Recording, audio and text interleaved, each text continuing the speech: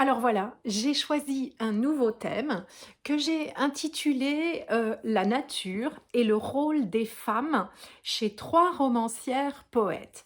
Donc j'ai choisi trois livres, trois textes que j'ai trouvés magnifiquement poétiques, très très profonds, des textes captivants qui prennent aux tripes. Alors, j'ai choisi Trois fois la colère de Laurine Roux, qui est sortie aux éditions du Sonneur en cette rentrée littéraire. J'ai choisi Nourrice de Séverine Crescent, qui est sortie aux éditions d'Alva, également à la rentrée littéraire. Et j'ai choisi Louve en juillet de Gabriel Filtoshiba, qui est sorti également, je dis rentrée littéraire 2025. Je ne sais pas si c'est exactement la rentrée littéraire, je ne sais plus. Alors, je les ai chroniqués tous les trois sur Instagram et Facebook en 3 minutes. Vous pouvez aller voir les vidéos ou les textes. Mais je vais vous en parler un petit peu plus longuement. Ce sont trois femmes engagées, des femmes éco-responsables, qui croient en une sororité, qui défendent les femmes, voilà, et qui ont vraiment écrit des textes totalement différents, mais super captivants. Alors, je commence par celui-ci, Trois fois la colère de Laurine Roux.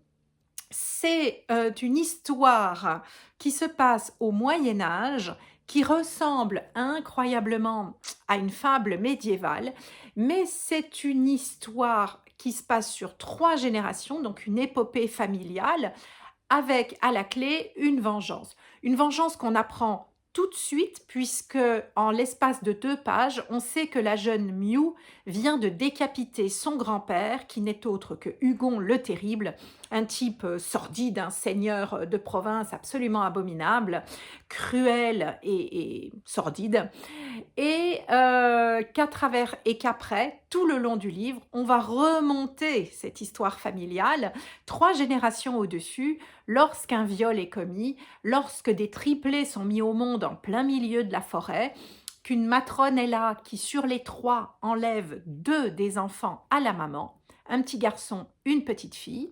On lui laisse le bébé, la petite fille qui est simplette et qui risque de ne pas survivre, mais qui survivra. Et la matrone emmène les 2 enfants à une femme stérile qui n'est autre que l'épouse d'Hugon le Terrible. Or, elle ne va en accepter qu'un sur les 2, puisque le petit garçon a les yeux vairons et qu'à l'époque, c'est vu comme un signe diabolique. Donc ce gamin-là, il sera élevé au prieuré, chez les moines. La petite fille s'appellera Reine. Et voilà, on rentre dans cette histoire qui est absolument captivante, où on comprend l'ampleur des conséquences, je vais dire, du traumatisme et du secret de famille. C'est comme un page turner, on ne peut plus s'arrêter de tourner les pages. Alors après, j'ai lu Nourrice.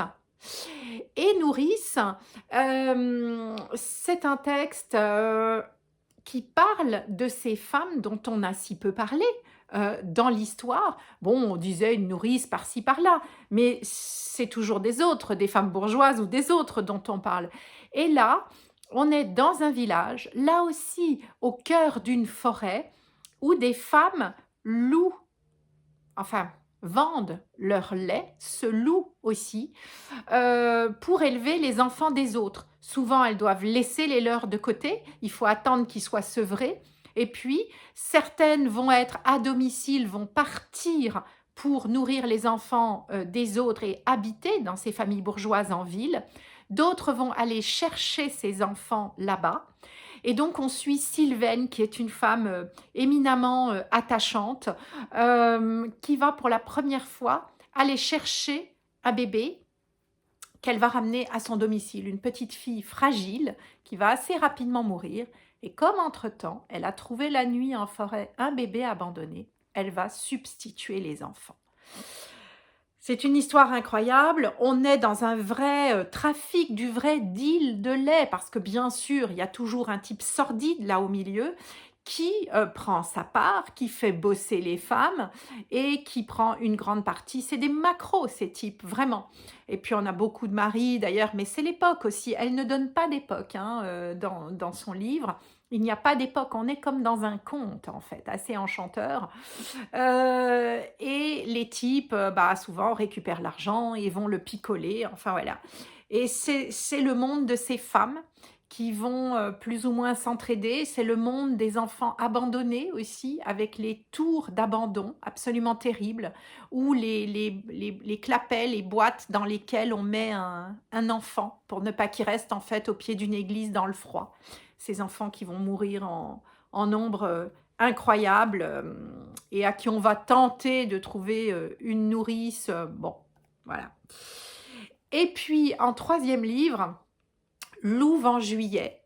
Alors, un tout petit livre, 99 pages, un récit, un roman d'une jeune femme qui va adopter une femelle coyote. Alors là aussi, ça se passe au Québec et ça se passe dans la forêt, dans la nature en tout cas.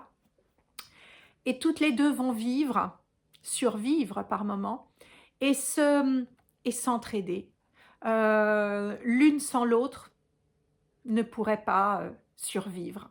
Et donc, c'est l'histoire d'une jeune femme déjà bien cabossée pour son âge, qui va pouvoir s'accrocher à la vie, reconstruire, construire, au fur et à mesure, grâce à l'amour de cette coyote, qui est en fait à moitié sauvage, à moitié domestiquée, avec cet amour inconditionnel que l'animal peut apporter, que normalement le parent doit apporter, mais malheureusement souvent l'amour parental qu'on reçoit, il est conditionnel malheureusement, hein, conditionné à notre réussite, à notre obéissance, à notre voilà. L'animal, lui, ça marche toujours, c'est inconditionnel. Et puis voilà, je ne peux trop rien dire sur la suite du livre, ce qui va arriver à cette jeune femme, mais en tout cas, il y a la confrontation, la violence conjugale, il y a l'addiction, il y a beaucoup de choses, parce que bien sûr que quand on a vécu du traumatisme, c'est jamais très simple. C'est un texte formidable, très prenant, et c'est le livre des trois où j'ai pleuré. Voilà. Alors, juste un petit mot sur donc les éditeurs, je vous les ai cités, hein, Le Sonneur d'Alva et puis Des Paysages, que j'avais peut-être pas, maison d'édition québécoise. Voilà. Alors, dans tous les trois livres, on parle de traumatisme. On se dit toujours qu'au Moyen-Âge, ma foi, bien sûr, les femmes étaient maltraitées, les enfants aussi, c'était normal. Dans Nourrice, on ne sait pas trop quelle époque, mais c'est entre le Moyen-Âge et le 19e, on va dire. Et puis le troisième, celui de Gabriel Filto-Shiba, ben, c'est à notre époque. Et ça va très mal aussi. Donc, même s'il y a des choses qui progressent, qui avancent, que grâce à MeToo, on peut aussi dénoncer que la parole se libère, ça n'empêche pas quand même qu'un nombre de femmes et d'enfants époustouflants sont maltraités, violés, battus, épouvantés. Et que c'est toujours un fait d'actualité. Et que, Moyen-Âge ou pas, ma foi, c'est pas terrible quand même, hein, pas terrible du tout. Alors, dans l'histoire de Laurine Roux, on va être entre les seigneurs et l'Église. Donc là, on se doute tout de suite que c'est pas simple, mais on est très étonné aussi. Alors, l'écriture est très poétique, elle est assez enchanteresse comme écriture, très profonde, et puis c'est super punchy, quoi. Je veux dire, on sent que, voilà, Reine, on va comprendre, c'est une femme de tête. Il y a un des moines, vous allez voir combien il a du cœur, combien il est pris dans ses émotions, combien il est hypersensible. Donc, on ne s'arrête pas au « le Seigneur Hugon le Terrible, c'est un type sordide ». Non, non, là, vraiment, on n'est jamais dans le tout noir, tout blanc. Donc, c'est une écriture enchanteresse parce qu'elle utilise du vocabulaire du Moyen-Âge, mais sans que ça soit trop non plus. Donc on a vraiment ce vocabulaire qui nous rend l'histoire totalement crédible et à la fois qui nous la rend totalement moderne et universelle. Dans Nourrice, on a également un texte hyper poétique avec des moments qui sont de la poésie pure. Et puis, dans ce texte, on a deux voix, parce qu'on a la voix de la narratrice qui va raconter Sylvaine, les nourrices, la vie, et puis on a la voix du carnet.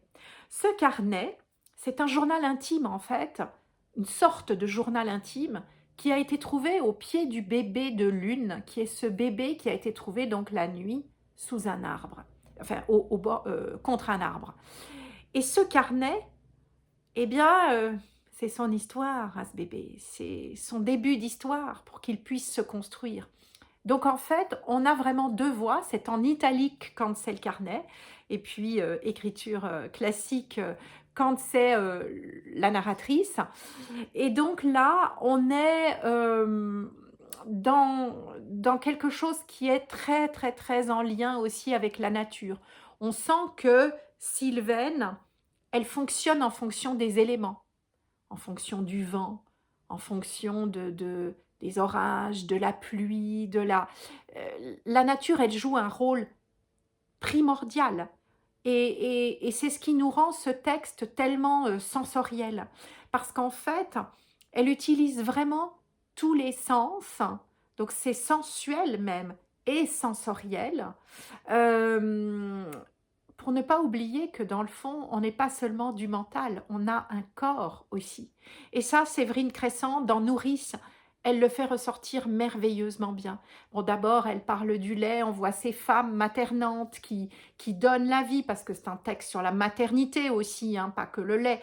Et puis après, qu'ils les nourrissent, qu'ils leur apportent ce lait d'or, en fait, ce lait qui va leur permettre de rester en vie quand leur maman plus riche et plus bourgeoise à la ville n'ont pas envie de le faire ou ne peuvent pas, sont défaillantes aussi, hein, voilà. Donc c'est un texte très sensoriel qui nous ramène au corps. Et puis, dans Louve en juillet, là aussi c'est hyper sensoriel, puisque de toute façon, on est dans la forêt, on vit avec elle à son rythme dans cette cabane, et puis on est avec l'animal. Et là, parfois, ben oui, il n'y a pas besoin que le texte fasse 500 pages. Pourquoi? En fait, c'est tellement sensoriel, ce texte aussi. Il y a l'animal qui est là, on marche au rythme de l'animal, de cette fille qui a une vie animale en fait. Elle n'est plus dans la société classique, la société qui nous cadre comme ça. Elle est sortie du cadre, donc elle a une vie animale. Et il faut qu'elle se réapproprie son corps aussi. Donc c'est très sensoriel également. Voilà. Alors, au niveau des pages, des premières de couverture, j'ai un coup de cœur. Pour celle-ci avec les orties. Alors, je ne sais pas si vous avez déjà goûté de l'ortie. Si vous ne l'avez jamais fait, je vous le conseille. D'abord, c'est un ingrédient extraordinaire. C'est une des plantes qui existent, qui est la plus importante. Grâce à l'ortie, énormément de gens ont pu survivre pendant les guerres parce que c'est une plante tellement riche en minéraux, en oligo-éléments, qu'en fait, elle nous apporte un peu tout ce dont nous avons besoin. Et puis, c'est une plante qui nous permet d'éliminer des tonnes de toxines, mais qui en même temps nous requinque. Donc, c'est ce qu'on appelle la plante des épuisés. Voilà, des épuisés qui ont un système nerveux totalement à plat, les batteries à plat. Il faut prendre de l'ortie. Faites des soupes d'ortie, faites des tisanes d'ortie, c'est absolument exquis. Alors c'est vrai que moi, cette couverture du coup, elle m'a parlé, elle m'a totalement conquise. Et puis, alors je vais chercher, parce que je ne le sais pas par cœur, il y a au départ le père ou le grand-père, je ne sais plus, qui apprend à la petite fille à attraper les orties à main nue. Or, on sait tous, si vous êtes tombé dans les orties ou si vous les avez touchées gamin, on sait combien ça fait mal. Et là, il lui dit, mon esprit décide, mon corps n'a pas mal. Voilà, ça mène le jeu déjà. Hein, cet homme de la forêt. Mon esprit décide, mon corps n'a pas mal. Voilà. Et donc, il lui apprend à vivre dans cette vie si complexe, si difficile. Hein. Plus tard, il y a une autre citation qui m'a plu. Avant toi, il y a eu des fautes. Avec toi, il y en aura. Il faudra réparer. Et là, on a tout le poids du transgénérationnel. On voit que ça va être lourd et que ça va coûter cher. Cher en énergie, en désespoir, en tristesse, en difficulté, en souffrance. Vraiment très cher. Alors, dans Nourrice, la couverture, je m'égare, la couverture de Nourrice est également très belle. Toujours cette diagonale aux éditions d'Alva. Voilà, avec ce dessin très sensuel, très, très pur aussi, des femmes, avec la poitrine à l'air. Voilà, un dessin vraiment très très pur. Alors, une petite citation dans Nourrice, c'est les mots qui m'ont étonnée. Elle nous parle, Séverine Crescent, elle nous parle de bonne laitière. Elle nous parle de l'élevage du petit, ou alors se louer comme nourrice à lait. Voilà. Qu'est-ce que j'ai noté d'autre? Ouais, j'ai pas noté. Il y avait une citation aussi qui me plaisait bien dans Nourrice. La plupart des hommes craignent la vérité, croient qu'elle va les empêcher de vivre. Au contraire, c'est le mensonge et le secret qui tuent. Parce que là, on est dans une histoire avec un sacré secret, avec ce bébé qui a été trouvé, l'enfant de lune. Voilà. Et donc moi qui suis vraiment... Toutes celles et ceux qui me connaissent savent combien je milite pour que les secrets soient percés au plus vite, qu'ils n'aient même pas le droit d'exister. Alors on m'a souvent dit, oui, mais c'est terrible et il y a des secrets, il vaut mieux qu'ils restent cachés. Non, de toute façon, ils ressortiront. Le secret, c'est un pot de miel qui suinte. Et le miel, ça colle. Et au bout d'un moment, ça attire les bestioles. Un secret, quand il n'a pas été dévoilé, eh bien, il va passer les générations. Et il va venir coller, empéguer, comme on dit dans le sud, les générations d'après, qui vont se retrouver prisonnières de ce pot de miel entre le couvercle, la moitié collée. Donc de toute façon, la vérité, même si elle fait mal au départ, elle est toujours, toujours libératrice. Et donc là, dans Séverine Crescent, on est aussi en plein secret, parce que avec Laurine Roux, bien sûr, on est au cœur de ce secret, de cette procréation, de ces enfants dispersés, tous les trois triplés qui vivent à des endroits différents, qui ne connaissent même pas l'existence de l'autre. On est en plein secret familial et on voit les dégâts.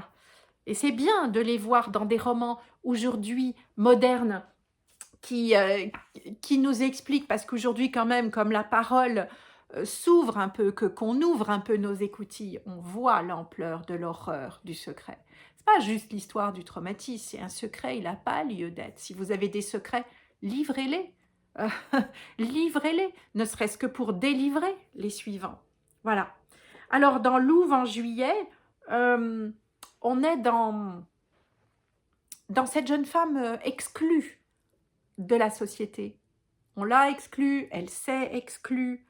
Et là aussi, alors, la couverture, voilà, qui est sobre. Et quand on a lu le livre, on comprend. Et je vous montre l'arrière. Voilà. Parce qu'en fait, je vous l'ouvre. Voilà. C'est très joli. Elles sont deux. La coyote, c'est Koya. Et la jeune femme. Elles sont deux.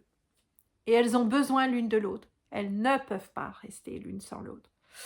Elle écrit, page 29, bonheur à deux, vie rêvée de femelle sans plus d'attache. Voilà. tout est dit, elles n'ont plus d'attache. Page 75, elle écrit « Séquoia, encore cela, je l'ai appris de toi, comment ralentir ma vie, aménager du temps pour les promenades et le repos. » Alors moi qui étudie le système nerveux autonome, aménager son temps avec des promenades et des repos, c'est laisser un espace au système nerveux pour prendre sa place, pour pouvoir ralentir et pour finir par se reposer. C'est donc totalement moderne et à la fois le système nerveux, c'est tellement ancien. Donc c'est aussi, je trouve, un texte complètement universel, puisque à une époque où les femmes qui se mettaient à l'écart, qui avaient une vie un peu différente, on les montrait du doigt. Bon, aujourd'hui, on les montre toujours du doigt, hein, il faut pas... Mais on va dire qu'aujourd'hui, on a des outils pour comprendre ce qu'il se passe. On comprend qu'elle est traumatisée, on comprend qu'elle va mal, on comprend pourquoi elle sombre dans la déprime, pourquoi elle sombre dans l'addiction, on comprend pourquoi cet amour fou et inconditionnel à l'animal. Parce qu'aujourd'hui, tout ça, ça s'explique. Et ça, c'est magnifique. C'est vraiment magnifique dans Louvre en juillet. C'est une façon de raconter les désarrois d'une jeune femme sans tomber dans le ouin horrible ou le too much. Non, pas du tout. Parce que c'est un texte éminemment poétique et très sensoriel. Voilà. Voilà, donc ces 3 textes, j'ai trouvé que c'était 3 femmes, Laurine Roux, Séverine Crescent et Gabrielle Filto-Shiba. 3 femmes vraiment à mettre en avant, à lire à tout prix. Et les 3 textes, je les ai lus avec joie l'un après l'autre parce que tellement différents. Et à la fois, eh bien, on est au centre de la protection de l'être humain, de la femme, de l'enfant, de l'animal, de la nature. Donc on est, voilà, on a ouvert les yeux. Avec ça, on ressort, on est un peu plus averti, on est un peu plus sensibilisé, on est un petit peu plus euh, au niveau du cœur. On a ce cœur qui s'ouvre un peu. C'est très important. Et surtout, c'est pas du, comme dit, c'est pas du ouin-ouin. Ce sont des textes littéraires très très beaux. Alors Gabrielle Filto-Shiba, je le disais dans ma petite chronique, elle est éditrice chez Des Paysages et elle vient de commencer la collection Animal, écrit au pluriel, et la collection et le premier texte, c'est Louvre en juillet, c'est elle qui ouvre la danse, le bal, avec ce premier texte. Pour Laurine Roux, il y a déjà eu plusieurs textes. C'est une autrice, moi j'ai des amis qui sont absolument fans d'elle. Et moi, je vous l'avoue, là maintenant que j'ai lu ce texte que j'ai tellement aimé, je vais lire les autres. Hein. Donc les autres, ce sont une immense sensation de calme, le sanctuaire, l'autre moitié du monde et sur l'épaule des géants. Quant à Séverine Crescent, c'est son tout premier texte. Voilà, donc c'est magnifique, un texte qu'elle a envoyé par courrier aux éditions d'Alva qui tout de suite ont dit « Ah ouais, là il y a un truc ». Et Gabrielle Filto-Shiba, elle a déjà écrit, et c'est pareil, je vais regarder ça de plus près aussi pour aller lire d'autres textes parce que c'est vraiment très très très belle écriture. Voilà, lisez bien tous ces textes qui sont en lien avec le corps et la nature. Ils nous font un bien fou, surtout à notre époque troublée, difficile, violente. On n'est pas avec Hugon le Terrible, mais elle est quand même très violente, elle est très incertaine, cette société. Et nous devons nous reconnecter à notre corps, ce qui est très difficile. Je suis en train de faire mon maximum pour y parvenir, et c'est très très compliqué. Et je trouve que ces textes, ils m'aident à ça. Ils apportent un petit moment de répit. On est là, on se prend un petit thé, et puis on entre forcément, nous aussi, dans notre corps. On quitte un peu le mental avec ces 3 femmes qui nous permettent de faire une pause, en fait. Voilà. Une pause littéraire, une pause de santé. c'est vraiment top. Merci les filles. Lisez bien.